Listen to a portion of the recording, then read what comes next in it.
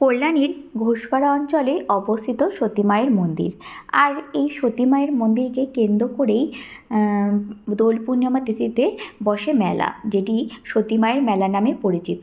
তো আমরা এখানে সতী মায়ের মন্দির এবং মেলা পরিদর্শন করতে গেছিলাম। কথিত আছে এই সতী মায়ের স্থানে অবস্থিত পুকুরে স্নান করে সতী মায়ের স্থানে পুজো দিলে সমস্ত রোগবালাই সেরে যায়। এবং এখানকার পুজো দেওয়ার রীতি হচ্ছে ডালিম গাছের স্থানেই সকলে পুজো দেন এবং নিজের মনস্কামনা জানিয়ে অনেকেই এই গাছের সাথে মাটির ঘোড়া বেঁধে দিয়ে যান এবং যখন মনস্কামনাটি পূর্ণ হয় তখন এই মাটির ঘোড়াটি খুলে দিয়ে যান।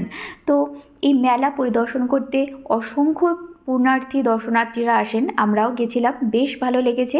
যারা গেছো তারা তো জানোই এখানে কত বড় মেলা বসে, আর যারা যাওনি তারা আমার এই ভিডিওর মাধ্যমে নিজেদের মনস্কামনা ঠাকুরকে জানাও। আমি চাই সকলের মনস্কামনা যেন পূর্ণ হয়। সকলে খুব ভালো থেকো, সুস্থ থেকো, সাবধানে থেকো এবং পজিটিভ থেকো। ভিডিওটি ছেড়ে যাওয়ার আগে যদি ভালো লাগে লাইক, শেয়ার, কমেন্ট করো।